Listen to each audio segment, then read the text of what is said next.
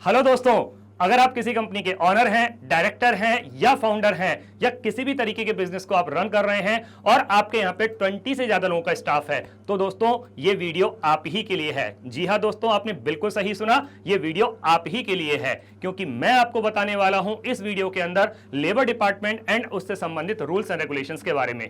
क्योंकि दोस्तों, जब हम किसी बिजनेस को रन कर रहे होते हैं तो हमें लेबर डिपार्टमेंट एंड उससे संबंधित कुछ रूल्स एंड रेगुलेशंस को फॉलो करना होता है, कुछ कंप्लायंसेस को फॉलो करना होता है। लेकिन दोस्तों, कई बार क्या होता है कि हमें जानकारी न होने की वजह से या आधी अधूरी जानकारी होने की वजह से हम कई बार बहुत सारे रूल्स एंड रेगुलेशंस को फॉलो नहीं कर पाते हैं। हमसे अनजाने में उन रूल्स का वायलेशन हो जाता है और जब रूल्स का वायलेशन होगा तो हमें परेशानियों का सामना तो करना ही पड़ेगा।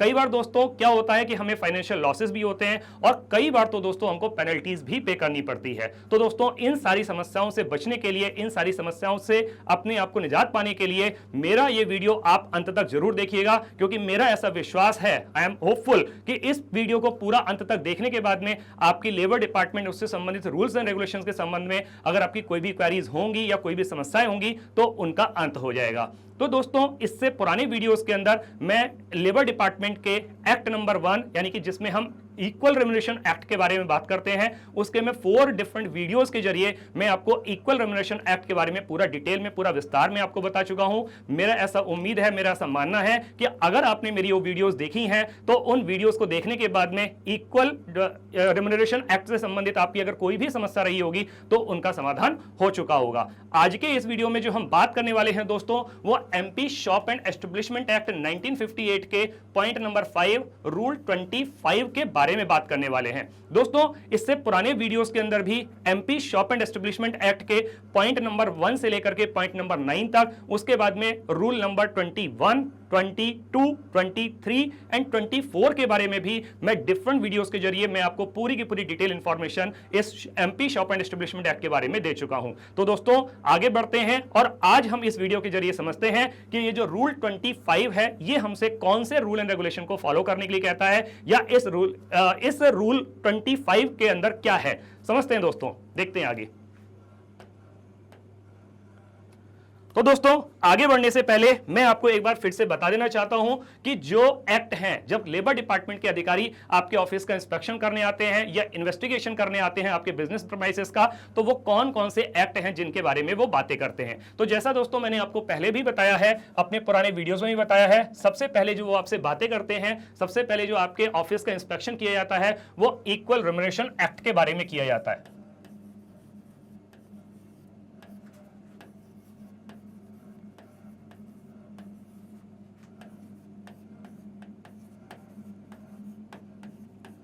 नंबर 2 पर दोस्तों, जब लेबर डिपार्टमेंट के अधिकारी आपके ऑफिस में इंस्पेक्शन करने के लिए आते हैं, इन्वेस्टिगेशन करने के लिए आते हैं, तो वो सेकंड नंबर पर बातें करते हैं MP shop and establishment act के बारे में।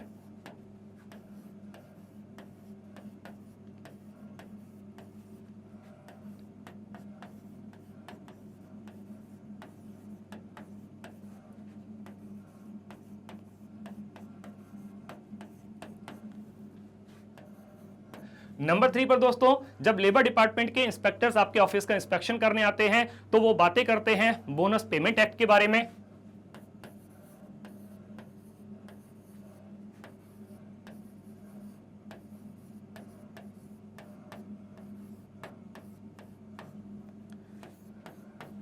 नंबर 4 पर दोस्तों, जब लेबर डिपार्टमेंट के अधिकारी आपके ऑफिस का इंस्पेक्शन करने के लिए आएंगे तो वो आपसे आपके ऑफिस का इंस्पेक्शन करेंगे मिनिमम वेजेस एक्ट के बारे में।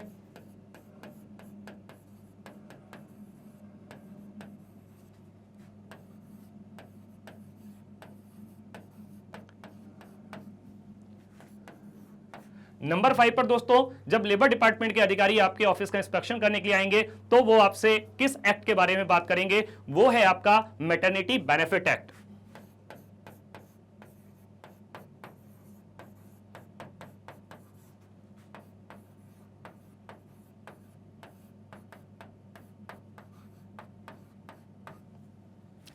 एंड नंबर 6 पर दोस्तों, जिस एक्ट के बारे में लेबर डिपार्टमेंट के अधिकारी आपके ऑफिस का, आपके बिजनेस का इंस्पेक्शन करेंगे, इन्वेस्टिगेशन करेंगे, वो है आपका चाइल्ड एंड एडोलेसेंट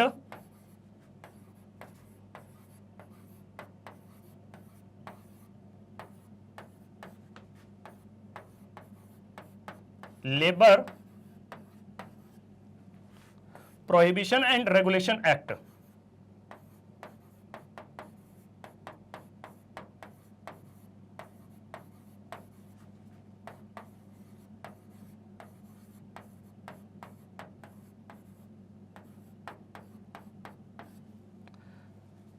दोस्तों इससे पुराने वीडियोस के अंदर हम पूरा डिटेल में पॉइंट नंबर 1 से लेकर के पॉइंट नंबर 4 के बारे में डिटेल में पूरा विस्तार से हम समझ चुके हैं इक्वल रेम्युनरेशन एक्ट के बारे में। इससे पुराने वीडियोस के अंदर दोस्तों MP shop and establishment act के पॉइंट नंबर 1 से लेकर के 9 तक और उसके बाद में रूल 21, 22, 23 एंड 24 के बारे में भी हम पूरा विस्तार से इसके बारे में बात कर चुके हैं। दोस्तों यहां पर आपके मन में छोटा सा क्वेश्चन आ रहा होगा कि मैं यहां पर एमपी यानी कि मैं मध्य प्रदेश की बात क्यों कर रहा हूं। तो दोस्तों चूंकि मैं वीडियो ये मध्य प्रदेश स्टेट से बना रहा हूं तो इसीलिए मैंने यहां पर इसको MP shop and establishment act लिखा है। हो सकता है दोस्तों आप किसी अदर स्टेट से बिलोंग करते हैं तो दोस्तों जिस स्टेट से आप बिलोंग करेंगे उसी स्टेट के अकॉर्डिंग ये शॉप एंड एस्टेब्लिशमेंट एक्ट हो जाएगा। जैसे हो सकता है दोस्तों आप दिल्ली से बिलोंग करते हैं तो ये Delhi shop and establishment act हो जाएगा। हो सकता है दोस्तों आप हिमाचल प्रदेश से बिलोंग करते हैं तो ये Himachal Pradesh shop and establishment act हो जाएगा। इसके बाद में दोस्तों आने वाले फ्यूचर वीडियोस के अंदर हम बोनस पेमेंट एक्ट के बारे में भी पूरा डिटेल में समझेंगे, मिनिमम वेजेस एक्ट के बारे में भी समझेंगे। पूरे डिफरेंट वीडियोस में पूरे पॉइंट टू पॉइंट एक एक डिटेल में हम बात करेंगे, समझेंगे उसको। मैटरनिटी बेनिफिट एक्ट हमसे कौन से रूल एंड रेगुलेशन को फॉलो करने के लिए कहता है वो भी हम इसी वीडियो के अंदर समझेंगे आगे आने वाले फ्यूचर वीडियोस के अंदर। और इसके अलावा जो 6 नंबर पर जो मैं फ्यूचर वीडियोस बनाऊंगा वो child and adolescent labour prohibition and regulation act के बारे में बनाऊंगा तो उसमें भी हम पॉइंट टू पॉइंट एक एक चीज को डिटेल में बात करेंगे, डिटेल में समझेंगे कि किस चीज के प्रोहिबिशन की बात की जा रही है और किस लेबर एडोलेसेंट एंड चाइल्ड के रेगुलेशन के बारे में बात की जा रही है, वो पूरा डिटेल में विस्तार में समझेंगे दोस्तों हम। अभी हम इसी वीडियो के अंदर आगे बढ़ते हैं। जब लेबर डिपार्टमेंट के अधिकारी दोस्तों आपके ऑफिस का इंस्पेक्शन करने के लिए आते हैं तो वो आपको एक इस तरीके का फॉर्म दे करके जाते हैं। तो दोस्तों आगे बढ़ने से पहले इस रूल 25 को पूरा डिटेल में समझने से पहले दोस्तों सबसे पहले तो हम यही समझ लेते हैं कि आखिर ये फॉर्म हमसे क्या कहता है, कि इस फॉर्म के अंदर कौन सी जानकारी दी गई है दोस्तों। तो देखिए यहाँ पे दोस्तों आपको दिखाई दे रहा होगा कि सबसे पहले यहाँ पे लिखा हुआ है निरीक्षक का नाम। निरीक्षक का नाम मतलब कि उस इंस्पेक्टर का नाम यहाँ पे लिखा जाएगा जो इंस्पेक्टर आपके ऑफिस का, आपके बिजनेस का इन्वेस्टिगेशन कर रहे हैं, इंस्पेक्शन कर रहे हैं। उसके बाद में उनकी जिस डेट में इंस्पेक्शन किया जा रहा है वो डेट यहां पर लिखी जाएगी, जिस टाइम पर इंस्पेक्शन किया जा रहा है वो टाइम भी यहां पर लिखा जाएगा और जिस प्लेस पर वो इंस्पेक्शन किया जा रहा है वो प्लेस भी लिखा जाएगा। हो सकता है कि जैसे वो आपके किसी अदर स्टेट से हो, किसी पर्टिकुलर सिटी से हो, जैसे ये वीडियो मैं भोपाल से बना रहा हूं तो यहां पर उन्होंने भोपाल लिख दिया, या कोई और सिटी अगर होगा तो वो सिटी का नाम यहां पर लिखेंगे। यहां पे दोस्तों एक बहुत ही इंपॉर्टेंट चीज ये है कि जिस एक्ट के अकॉर्डिंग ये इंस्पेक्शन किया जा रहा है, ये आपके ऑफिस का इन्वेस्टिगेशन किया जा रहा है, पूरे डिटेल्स को चेक किया जा रहा है, तो वो यहां पे उस एक्ट का नाम भी लिखेंगे। तो दोस्तों ये समझिएगा इस बात को बहुत अच्छे से कि ये पूरा का पूरा जो फॉर्म है, जितने भी पॉइंट यहां पर लिखे गए हैं, ये सारे के सारे पॉइंट एक ही एक्ट के बारे में है और वो एक्ट है MP shop and establishment act 1958 के बारे में। इसके बाद में दोस्तों यहां पे पूरी डिटेल होगी, आपके जो बिजनेस है, जिस नाम से आप बिजनेस को रन कर रहे हैं उस बिजनेस का नाम होगा और उसका एड्रेस यहां पर लिखा जाएगा, आपके कंपनी की ईमेल आईडी यहां पर लिखी जाएगी, आपके कंपनी का मोबाइल नंबर भी यहां पर दोस्तों लिखा जाएगा। इसके बाद में दोस्तों जब आपने अपने बिजनेस को स्टार्ट किया होगा दोस्तों तो डेफिनेट सी बात है कि आपने उसका रजिस्ट्रेशन तो कराया ही होगा और आपको एक रजिस्ट्रेशन नंबर मिला होगा, तो वो रजिस्ट्रेशन नंबर भी यहां पर लिखा जाएगा। उसके बाद में दोस्तों कि आप जिस बिजनेस को रन कर रहे हैं, हो सकता है वो कोई फैक्ट्री हो, कोई रेस्टोरेंट हो, कोई थिएटर हो या किसी भी तरीके का बिजनेस हो सकता है, तो वो नेचर ऑफ बिजनेस यहां पर लिखा जाएगा। सपोज कीजिए कि अगर आप किसी कोचिंग को रन कर रहे हैं तो वो यहां पर कोचिंग लिख करके जाएंगे। इसके बाद में दोस्तों आपकी ऑर्गेनाइजेशन के जो डायरेक्टर हैं, जो ऑनर हैं, जो फाउंडर हैं, उनका पूरा नाम और उनकी एड्रेस यहां पर लिखी जाएगी। आपकी कंपनी के अंदर जितने भी लोग काम कर रहे हैं, जितने भी स्टाफ काम कर रहे हैं, मेल और फीमेल अलग अलग, उनका नंबर यहां पर लिखा जाएगा। सपोज कीजिए कि आपके यहां पर 40 मेल काम कर रहे हैं और 30 महिलाएं काम कर रही हैं, तो उनका टोटल योग हो जाता है 70, तो यहां पर वो 70 का नंबर लिख करके जाएंगे। इसके बाद में दोस्तों जब लेबर डिपार्टमेंट के अधिकारी आपके ऑफिस का इंस्पेक्शन करने आते हैं तो कई बार दोस्तों ऐसा होता है कि जो हमारे डायरेक्टर होते हैं, ऑनर होते हैं कंपनी के, वो अवेलेबल नहीं होते हैं, तो उनकी एब्सेंस में क्या ये इंस्पेक्शन नहीं किया जाएगा? लेबर डिपार्टमेंट के अधिकारी क्या इंस्पेक्शन नहीं करेंगे? जी नहीं दोस्तों, ऐसा नहीं है। वो अपना काम यानी कि इंस्पेक्शन का जो काम उनका है वो तो करेंगे ही करेंगे। अब वो इंस्पेक्शन किस पर्टिकुलर पर्सन की प्रेजेंस में किया जाएगा? वो कंपनी के कोई और अदर इंपॉर्टेंट पर्सन हो सकते हैं, तो जिनकी प्रेजेंस में इंस्पेक्शन किया जाएगा उनका नाम यहां पर लिखा जाएगा। वो ऑर्गेनाइजेशन में किस पोस्ट पर हैं वो पोस्ट भी यहां पर लिखी जाएगी। हो सकता है कि वो कंपनी के कोई मैनेजर हो। इसके बाद में उनकी प्रेजेंस में ये पूरा इंस्पेक्शन किया गया, यहां पर ये लिखा जाएगा। आपकी ऑर्गेनाइजेशन की स्टार्टिंग कब से है, किस ईयर में आपने अपने बिजनेस को स्टार्ट किया, वो यहां पर लिखा जाएगा। यहां पर जैसे लिखा हुआ है स्थापना वर्ष, हो सकता है जैसे कि आपने 2000 ईयर में ये स्टार्ट किया तो यहां से 2000 लिख दिया जाएगा। और आपके जिस समय पर आपके लेबर डिपार्टमेंट के अधिकारी आपके ऑफिस का इंस्पेक्शन कर रहे हैं उस समय पर उनको कितने वर्कर्स कार्यरत मिलते हैं, कार्यरत पाए गए, यानी कि जब उन्होंने इंस्पेक्शन किया उस समय कितने लोग काम कर रहे हैं। हो सकता है कि उस समय उनको 60 लोग दिखाई दे वहां पर, तो चूंकि टोटल तो आपके 70 हैं, बाकी हो सकता है कि वो 10 लोग किसी ना किसी वजह से छुट्टी पर हो, तो इस तरीके से करके यहां पर वो लिख करके जाएंगे। अब दोस्तों यहां पर आप एक चीज देख पा रहे होंगे कि यहां पे बहुत सारे पॉइंट हैं। पॉइंट नंबर 1, 2, 3 से लेकर के पॉइंट नंबर 9 तक, उसके बाद में पॉइंट नंबर 1 से लेकर के अगेन पॉइंट नंबर 10 तक। अब चूंकि दोस्तों इतने सारे पॉइंट्स हैं तो जाहिर सी बात है कि इतने सारे पॉइंट को एक सिंगल वीडियो में कवर कर पाना तो पॉसिबल नहीं है। तो इसीलिए दोस्तों आपकी बेहतरी के लिए, आपके फायदे के लिए और जिससे कि आपको हर एक पॉइंट डिटेल में अच्छी तरीके से समझ में आए, तो मैंने इन सबके अलग अलग वीडियोस आपके लिए बनाए हैं दोस्तों। तो मेरी आपसे एक ही रिक्वेस्ट है कि आप इन वीडियोस को, सारे वीडियोस को देखें और सारे वीडियोस को अंत तक जरूर देखें, क्योंकि जब आप इस वीडियो को पूरा देखेंगे तभी दोस्तों इस एक्ट से संबंधित जितने भी रूल्स एंड रेगुलेशंस हैं पॉइंट वाइज, तभी आप समझ पाएंगे। और जब आप उन रूल्स को समझ लेंगे तो आपसे उस पर्टिकुलर रूल से संबंधित कोई भी वायलेशन नहीं होगा और अपने आप को उस समस्या से आप बचा पाएंगे दोस्तों। तो यहां पे इस वीडियो के अंदर जो हम बात करने वाले हैं, हम यहां पे पॉइंट नंबर 5 रूल 25 के बारे में पूरा डिटेल में बातें करने वाले हैं। तो दोस्तों जैसा कि आप यहां पे देख पा रहे हैं, यहां पे इतने सारे पॉइंट हैं, इन सारे के सारे पॉइंट वाइज इंस्पेक्शन करने के बाद में वो लेबर डिपार्टमेंट के अधिकारी यहां पे कहीं पर वो यस लिख करके जाते हैं, कहीं पर वो नो लिख देते हैं, कहीं पर यस लिख देते हैं और कहीं पे नो लिख देते हैं। ठीक है। अब दोस्तों आपको लग रहा होगा कि कहां पे उन्होंने यस लिखा, कहां पे नो लिखा, तो ये जाहिर सी बात है, ऑब्वियस सी बात है कि जिस रूल को, जिस पॉइंट के बारे में आपकी ऑर्गेनाइजेशन उसको फॉलो कर रही है, उसको मान रही है, तो वहां पे उसको वो यस लिखेंगे, या जिसके एविडेंसेस उनको मिलते हैं वो उसको यस लिखेंगे। और जहां पर किसी ना किसी वजह से आपसे किसी रूल का वायलेशन हो जाता है तो वो वहां पर उसको नो लिख करके जाएंगे। दोस्तों अब आपको ऐसा लग रहा होगा कि यार हमारी कंपनी तो सारे के सारे रूल्स एंड रेगुलेशंस को फॉलो करती है। तो दोस्तों मैं आपको इस पॉइंट को एक छोटे से एग्जांपल के थ्रू समझाता हूं। तो जैसा कि दोस्तों आपको मालूम है कि जब हम किसी बिजनेस को स्टार्ट करते हैं तो हमें अपने उस बिजनेस को रजिस्टर कराना होता है। हमने रजिस्ट्रेशन करा लिया लेबर डिपार्टमेंट में जाकर के, लेबर डिपार्टमेंट के अधिकारी ने हमको एक रजिस्ट्रेशन सर्टिफिकेट दे दिया। वो रजिस्ट्रेशन सर्टिफिकेट हमने ला करके अपने ऑफिस की फाइल में रख दिया। तो दोस्तों क्या लगता है कि क्या हमने उस रजिस्ट्रेशन सर्टिफिकेट को फाइल में रख दिया तो हमारे रूल्स एंड रेगुलेशंस फॉलो हो गए? जी नहीं दोस्तों, क्योंकि यहां इस MP shop and establishment act के अकॉर्डिंग एक पॉइंट यह भी कहता है कि आपको उस रजिस्ट्रेशन सर्टिफिकेट की एक कॉपी अपने बिजनेस प्रीमाइसेस के अंदर किसी न किसी विजिबल, किसी प्रोमिनेंट प्लेस पे आपको लगा के रखनी है। चाहे वो किसी वॉल पे लगा सकते हैं, किसी नोटिस बोर्ड पे लगा सकते हैं, किसी पिलर पे लगा सकते हैं, जहां चाहे, मतलब एक विजिबल प्लेस होना चाहिए जहां पर जब कोई व्यक्ति एंटर करे तो उसको वो रजिस्ट्रेशन सर्टिफिकेट की कॉपी आसानी से दिखाई दे। अब चूंकि आपको इस रूल के बारे में जानकारी नहीं थी तो आपने वो कॉपी लगाई नहीं, और जब आपने कॉपी नहीं लगाई तो दोस्तों क्या हुआ कि आपसे अनजाने में एक रूल का वायलेशन हो गया, और जब वो रूल का वायलेशन होगा तो आपको परेशानियों को सामना तो करना ही पड़ेगा दोस्तों। तो इसीलिए ये दोस्तों वीडियोस मैं बना रहा हूं आप लोगों के लिए, ताकि आप लोगों को इस छोटे छोटे जो पॉइंट्स हैं उनसे संबंधित किसी भी रूल का वायलेशन ना हो आपसे, और आप इन परेशानियों से बच पाएं। तो दोस्तों मेरे वीडियोस को अंत तक जरूर देखें। फिर से एक बार रिक्वेस्ट है, और आपको अगर ये वीडियो पसंद आ रहे हो और आपको ये वीडियो पसंद आए तो इस वीडियो को लाइक करना बिल्कुल नहीं भूलिएगा और अपने दोस्तों के साथ शेयर करना तो बिल्कुल नहीं भूलिएगा। तो दोस्तों आगे बढ़ते हैं कि ये सारे के सारे पॉइंट में उन्होंने यस या नो लिख दिया। अब यहां पे अगर किसी वजह से आपके ऑर्गेनाइजेशन से कोई रूल का वायलेशन हो गया है तो आपको उसका क्लैरिफिकेशन तो देना ही होगा। तो यहां पे एंड में आपको क्लैरिफिकेशन देना है, उसके लिए वो कोई पर्टिकुलर टाइम आपको देंगे। हो सकता है कि वो 7 डेज का टाइम दे दें, हो सकता है वो 10 डेज का टाइम दे दें, हो सकता है वो 5 डेज का टाइम दें आपको, वो डिपेंड करता है लेबर डिपार्टमेंट के ऊपर। तो इन डेज के अंदर आपको उस लेबर डिपार्टमेंट के ऑफिस में जाकर के प्रॉपर डॉक्यूमेंट के साथ में आपको अपने क्लैरिफिकेशन को सबमिट करना है। ये पूरा फॉर्म फिल करने के बाद में यहां जो इंस्पेक्टर ने इंस्पेक्शन किया आपके ऑफिस का, आपके बिजनेस का, उनके सिग्नेचर होंगे।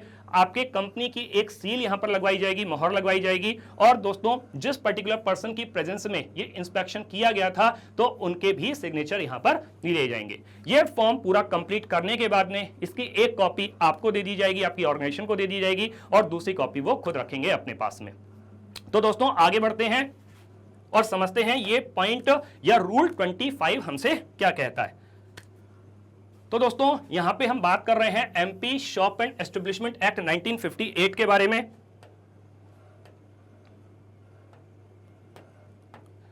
तो दोस्तों देखते हैं कि ये पॉइंट हमसे क्या कहता है। हम यहां पे बात करेंगे, सबसे पहले हम बात करेंगे रूल नंबर 5 के बारे में। मतलब ये पॉइंट 5 है और इस पॉइंट 5 के हम बात कर रहे हैं नियम 25 की, रूल 25 की के तहत। यानी कि ये रूल 25 हमसे क्या कहता है, इसके तहत, इसके अकॉर्डिंग हमें क्या देना है, साप्ताहिक अवकाश की सूचना प्रदर्शित करनी है। तो दोस्तों जैसा कि मैंने अपने पुराने वीडियोस में ही बताया था कि एज एन ऑर्गेनाइजेशन हमें अपने एम्प्लॉय को एक वीकली ऑफ देना होता है, ठीक है। तो अब हम अपने एज एन ऑर्गेनाइजेशन एक वीकली ऑफ तो दे रहे हैं, तो क्या वो वीकली ऑफ देना हमारे रूल एंड रेगुलेशंस का फॉलो हो गया? क्या वो सफिशिएंट है? जी नहीं दोस्तों, वो सफिशिएंट नहीं है। आपको उसकी एक कॉपी कि कौन से पर्टिकुलर डे में आपके ऑफिस का, आपके बिजनेस का वीकली ऑफ है, उसकी कॉपी भी आपको अपने बिजनेस प्रीमाइसेस के अंदर लगा के रखनी है। यही रूल हमारा 25 कहता है, यही कहता है हमारा रूल 25। तो इसको हम समझेंगे। So display of the weekly holiday notice as per rule 25। तो 25 रूल 25 के अकॉर्डिंग आपको डिस्प्ले करना है। यहां पे ये चीज समझिए दोस्तों कि ये आपको क्या करना है, डिस्प्ले करना है, दिखाना है, आपको लगा के रखना है आपके ऑफिस के अंदर, आपके बिजनेस प्रीमाइसेस के अंदर कि हमारे ऑफिस का वीकली ऑफ डे संडे है या मंडे है या थर्सडे है या सैटरडे है, जो भी कुछ है। अब इसका एक्सप्लेनेशन है, एक्सप्लेनेशन क्या कहता है, अकॉर्डिंग टू रूल 25। तो 25 रूल के अकॉर्डिंग, और ये किसका रूल है, Madhya Pradesh shop and establishment act.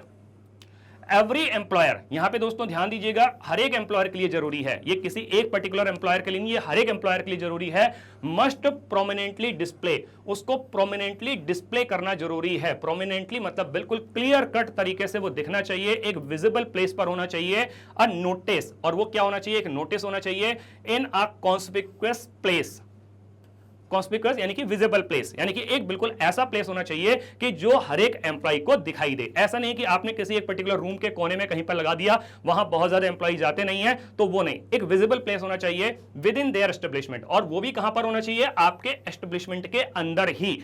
ऐसा नहीं कि आपके बिजनेस प्रीमाइसेस के बाहर की तरफ आपने कोई ऐसा नोटिस लगा दिया, जी नहीं दोस्तों, आपको अपने जो बिजनेस की, जो आपके बिजनेस प्रीमाइसेस है उसके अंदर ही आपको लगाना है, क्लियरली स्टेटिंग, और बिल्कुल साफ साफ दिखा रहा है the day of the week, ठीक है, कि हफ्ते का, सप्ताह का कौन सा दिन है जिसमें कि आप ऑफ देने वाले हैं, designated as the weekly holiday, कि जो आपके वीकली हॉलिडे को बता रहा है, साप्ताहिक छुट्टी को बता रहा है फॉर देयर एम्प्लॉइज। किसके लिए, आपके एम्प्लॉइज के लिए, कि आपके एम्प्लॉइज के लिए सप्ताह का कौन सा दिन होगा जो छुट्टी का दिन होगा।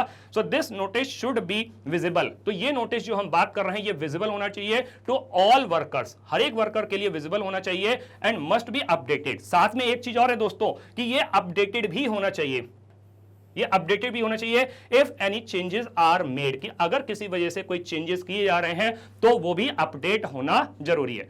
सपोज कीजिए दोस्तों कि पहले आपके वीकली ऑफ डे जो था वो संडे था, अब किसी वजह से आपने बिजनेस की रिक्वायरमेंट के हिसाब से इस संडे के ऑफ डे को चेंज करके आपने उसको ट्यूसडे कर लिया। अब आपने ट्यूसडे कर लिया लेकिन आपके एम्प्लॉइज को पता ही नहीं है, आपने कोई नोटिस लगा के नहीं रखा हुआ है, तो यही एक रूल का वायलेशन हो जाता है। तो यहां पे आपको क्या करना है कि अपडेट भी करना है if any changes are made to the designated weekly off day, कि अगर आप इस वीकली ऑफ डे के अंदर किसी भी तरीके का कोई चेंज करते हैं तो इसको आपको अपडेट भी करना है। और दोस्तों ये अपडेट केवल और केवल आपको बिजनेस प्रीमाइसेस में ही नहीं करना है, बल्कि आपको ये लेबर डिपार्टमेंट के अधिकारियों को भी जाके बताना है कि हमने अपने ऑफिस का, अपने बिजनेस का वीकली ऑफ डे चेंज किया है। वीकली ऑफ डे चेंज करना वो आपके अधिकार में है, वो आप कर सकते हैं, उसमें कोई मनाही नहीं है, लेकिन आपको ये लेबर डिपार्टमेंट में जाके बताना बहुत जरूरी है कि आपने ये मंडे से चेंज करके ट्यूसडे कर दिया है, या ट्यूसडे से चेंज करके ये सैटरडे कर दिया है, ये आपको बताना जरूरी है। आगे देखते हैं दोस्तों। अब इस वीकली हॉलिडे नोटिस के जो रूल 25 हमसे कहता है, इसके कुछ की पॉइंट्स हैं, हम समझते हैं की पॉइंट्स क्या कहता है। तो प्रोमिनेंट डिस्प्ले, तो सबसे पहली बात तो इंपॉर्टेंट चीज दोस्तों यही है कि ये प्रोमिनेंटली डिस्प्ले होना चाहिए, एक विजिबल प्लेस पे डिस्प्ले होना चाहिए। So notice should be placed in a visible location, ठीक है, ये एक विजिबल लोकेशन होना चाहिए कि जहां पे आपके एम्प्लॉइज को देख पा रहे हैं, वेयर ऑल एम्प्लॉइज, सबकी बात हो रही है कि all employees can easily see it, कि उसको आसानी से देख पा रहे हैं, तो एक ऐसा प्लेस होना चाहिए। नेक्स्ट क्या है, क्लियर इंफॉर्मेशन, और उस नोटिस के अंदर इंफॉर्मेशन बिल्कुल क्लियर कट होनी चाहिए। The notice must clearly state the specific day, आपको उस नोटिस के जरिए एक बिल्कुल स्पेसिफिक डे बताना होगा कि आपका ऑफिस का जो वीकली ऑफ डे है वो कब होने वाला है, of the week that is designated as the weekly holiday, कि जो आपके ऑफिस का वीकली हॉलीडे है तो वो उसके अंदर क्लियर कट बिल्कुल होना ही चाहिए।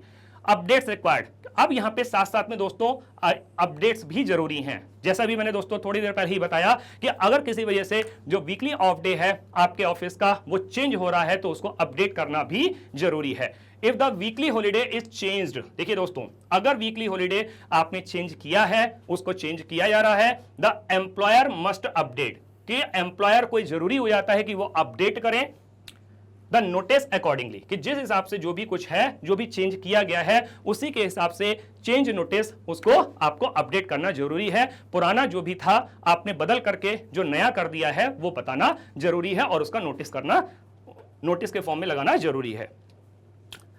अब इंपॉर्टेंट एस्पेक्ट क्या है to include in this notice, इस नोटिस के अंदर कौन से इंपॉर्टेंट एस्पेक्ट हैं जिनको इंक्लूड करना जरूरी है। अब यहां पे क्या क्या चीजें हैं जो जरूरी हैं। नेम ऑफ द एस्टेब्लिशमेंट, आपकी कंपनी का नाम आ जाता है यहां पे। एड्रेस ऑफ द एस्टेब्लिशमेंट, आपके कंपनी का एड्रेस आ जाता है। नेम ऑफ द एम्प्लॉयर, आपके कंपनी के जो एम्प्लॉयर हैं, जो ऑर्गेनाइजेशन के डायरेक्टर हैं, ऑनर हैं, उनका नाम आ जाता है, या कोई प्रोपराइटर हो सकते हैं उनका नाम आ जाता है। रजिस्ट्रेशन नंबर, आपकी कंपनी का जो रजिस्ट्रेशन नंबर है वो यहां पर आ जाता है, रजिस्ट्रेशन नंबर आ जाता है यहां पे, ठीक है।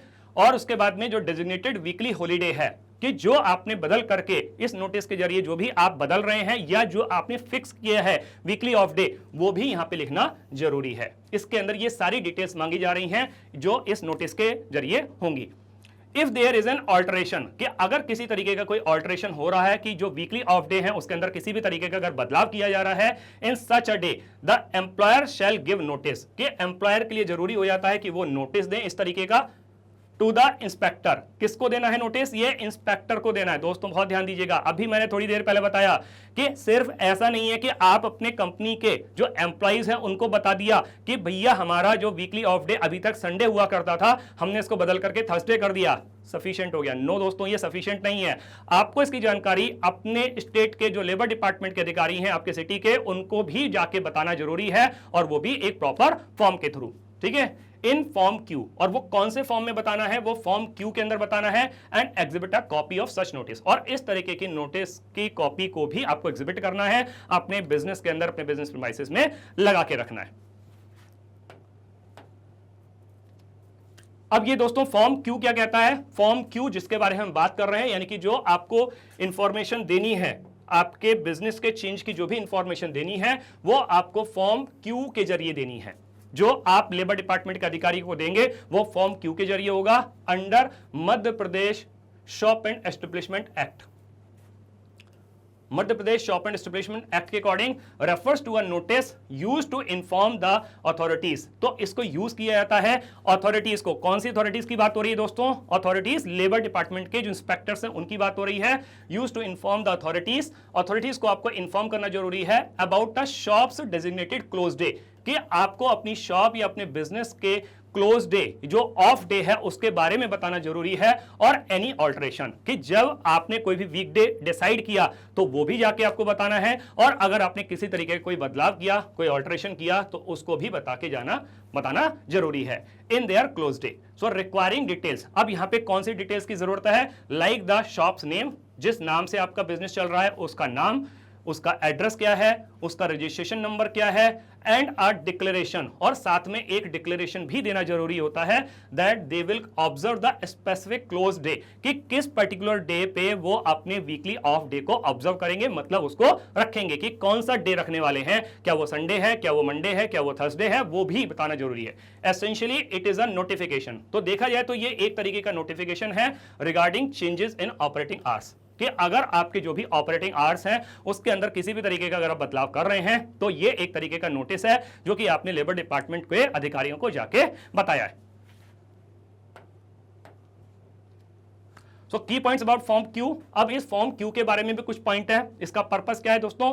To notify the labour department, कि आपको लेबर डिपार्टमेंट को ये नोटिफाई करना है about the day a shop will remain close, कि किस पर्टिकुलर डे पे आपका बिजनेस क्लोज रहेगा, किस डे पर आप अपने बिजनेस को नहीं करने वाले हैं, ये बताना जरूरी है लेबर डिपार्टमेंट को। अब यहां पे कौन सी इंफॉर्मेशन चाहिए उनको?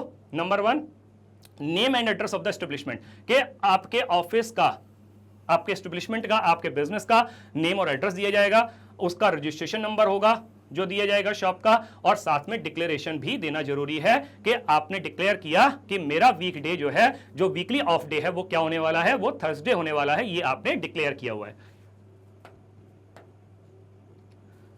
Who needs to submit it? अब यहां पे इस पर्टिकुलर फॉर्म को किसको सबमिट करना है? ऑब्वियसली बात है जो ऑर्गेनाइजेशन के ऑनर्स हैं, जो डायरेक्टर्स हैं, उनको सबमिट करना है। Honours of the shop and commercial establishment operating under MP shop and establishment act, यानी कि कोई भी ऐसा बिजनेस जो कि MP shop and establishment act के अकॉर्डिंग वो अपने बिजनेस को चला रहे हैं, उस दायरे में आते हैं, तो वो आपको जाकर के इस फॉर्म को सबमिट कर रहा है कि आपके ऑफिस का या आपकी शॉप का जो वीकली ऑफ डे है वो क्या है, या फिर इसके अलावा अगर कोई बदलाव आपने किया है तो वो भी जाके आपको बताना जरूरी है। दोस्तों इस तरीके का कुछ एक फॉर्म क्यू आपको दिखाई देगा, और इसी फॉर्म क्यू के जरिए आपको अपने ऑफिस के, एस्टेब्लिशमेंट के जो भी आपका वीकली ऑफ डे है या कोई ऑल्टरेशन है तो वो आपको बताना जरूरी है। देखते हैं दोस्तों इसमें क्या है। नोटिस ऑफ क्लोज डे, यानी कि क्लोज डे का ये नोटिस यहां पर दिया जा रहा है, या फिर कोई ऑल्टरेशन के बारे में बताया जा रहा है in a close day. Name of the shop और द कमर्शियल एस्टेब्लिशमेंट, यहां पे आपके एस्टेब्लिशमेंट का नाम आ जाएगा, उसका एड्रेस आ जाएगा, रजिस्ट्रेशन नंबर आ जाएगा यहां पर, और notice is here bye given that with effect from, कि आपको यहां पे डेट लिखनी जरूरी है कि किस पर्टिकुलर डेट से आप अपने उस बिजनेस को क्या करने वाले हैं, उसको ऑफ रखने वाले हैं। कि जैसे मान लिया सपोज कीजिए कि वो आपने 1 अप्रैल 25 आपने लिखा, तो इस तारीख से the above shop commercial establishment shall, यहां पे 2 पॉइंट हैं दोस्तों, देखिए यहां पे 1.1 है और 1.2 है, इसमें किसी एक को ही एप्लीकेबल है, यानी कि आपने जब डिसाइड किया कि आपका वीकली ऑफ डे ये रहेगा तो यहां पर आपको लिखना है, और अगर आपने उसमें कोई बदलाव किया तो आपको सेकंड पॉइंट में लिखना है। ऑब्जर्व, जैसे मान लेते हैं कि आपने पहले उनको इन्फॉर्म किया कि आपका जो वीकली ऑफ डे है वो संडे है एज द क्लोज डे, तो सेकंड वाला एप्लीकेबल नहीं है, इसको आप कट कर देंगे। और अगर ऑलरेडी आपका जो वीकली ऑफ डे वो संडे चल रहा है तो फिर ये वाला पॉइंट आपका एप्लीकेबल नहीं होगा, तो उस समय पर आप इस पॉइंट को नहीं लिखेंगे, इस पॉइंट को नहीं भरेंगे, तब आपको इस वाले पॉइंट को फिल करना होगा। तो इस वाले पॉइंट में क्या होगा कि ऑब्जर्व, जैसे अब यहां पे संडे था पहले, तो संडे से आपने चेंज करके कर दिया, मान लेते हैं मंडे, ये मंडे हो गया as a close day instead of Sunday, कि संडे के बजाय आपका क्लोज डे जो होगा मंडे होगा एज प्रीवियसली नोटिफाइड, कि जो पहले बताया गया था कि पहले आपका जो वीकली ऑफ डे था वो संडे था, बट अब क्या होगा, वो मंडे होगा। Copy forward to the respect of the shop and establishment act for information, आपको यहां पे डेट लिखनी होगी, और डिलीट द आइटम इनएप्लीकेबल, तो यहां पे 1 और 2 में आपको जो भी इनएप्लीकेबल है उसको आप डिलीट कर देंगे, और यहां पे जो एम्प्लॉयर हैं उनके यहां पे सिग्नेचर किए जाएंगे। तो ये पूरा फॉर्म फिल करने के बाद में अगर आप कोई भी डे डिसाइड करते हैं आपके ऑफिस के वीकली ऑफ डे के लिए, तो वो भी जाके आपको बताना है, और अगर आप अपने ऑफिस के जो वीकली ऑफ डे हैं उसके अंदर कोई बदलाव करते हैं तो वो भी दोस्तों जाकर के आपको बताना है इस फॉर्म क्यू के जरिए। तो दोस्तों ये जो वीडियो मैं आप लोगों के लिए लेकर के आया हूं ये बेस्ट ऑफ माय नॉलेज है। दोस्तों जितनी इससे पहले भी वीडियो मैंने आपको बनाई है ये सारी की सारी video best of my knowledge है, पूरी रिसर्च करने के बाद में दोस्तों आपके लिए मैं वीडियो लेकर के आया हूं। लेकिन दोस्तों हो सकता है कि आप अदर स्टेट से बिलोंग करते हो, तो आपके स्टेट के अकॉर्डिंग ये रूल्स एंड रेगुलेशंस में थोड़े बहुत बदलाव हो सकते हैं। ऑल्दो तो दोस्तों मेरी नॉलेज के हिसाब से पूरे हिंदुस्तान के अंदर, पूरे इंडिया के अंदर सारे के सारे जितने भी रूल्स एंड रेगुलेशंस हैं मोर और लेस तो सेम होते हैं, लेकिन स्टेट वाइज, स्टेट के अकॉर्डिंग थोड़े थोड़े रूल के अंदर बदलाव हो सकते हैं। तो दोस्तों मेरी आपसे एक ही रिक्वेस्ट है, एक ही सजेशन सजेशन है कि आप अपने स्टेट के जो भी लेबर डिपार्टमेंट के अधिकारी हैं उनसे मिल करके इन सारे के सारे रूल्स एंड रेगुलेशंस के बारे में एक बार क्रॉस वेरीफाई जरूर कर लीजिएगा, क्रॉस चेक जरूर कर लीजिएगा। जैसे दोस्तों मैंने अपने वीडियो के स्टार्टिंग में ही एक पॉइंट आपको बताया था कि अगर आपके यहां पे 20 से ज्यादा लोगों का स्टाफ है तो दोस्तों ये जो 20 से ज्यादा लोगों का स्टाफ है तो ये रूल अलग अलग स्टेट के अकॉर्डिंग अलग अलग एप्लीकेबल होता है। हो सकता है कि किसी स्टेट में ये नंबर जो है वो 50 से ज्यादा एम्प्लॉइज पे एप्लीकेबल होता हो या किसी स्टेट के अंदर ये 100 से ज्यादा एम्प्लॉइज के ऊपर एप्लीकेबल होता हो।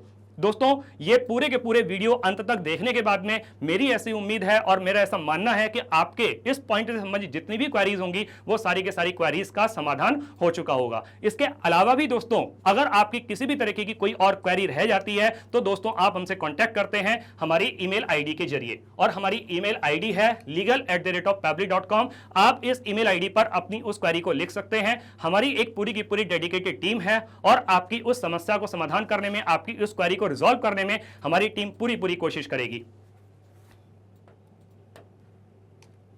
दोस्तों अगर आपको मेरा वीडियो पसंद आया हो तो और इसमें दी गई जानकारी आपको बहुत ही महत्वपूर्ण लगी हो और बहुत ही उपयोगी लगी हो तो दोस्तों मेरे इस वीडियो को लाइक करना नहीं भूलिएगा और अपने दोस्तों के साथ में ज्यादा से ज्यादा शेयर करना बिल्कुल नहीं भूलिएगा, और दोस्तों हमारे इस चैनल को सब्सक्राइब करना भी नहीं भूलिएगा।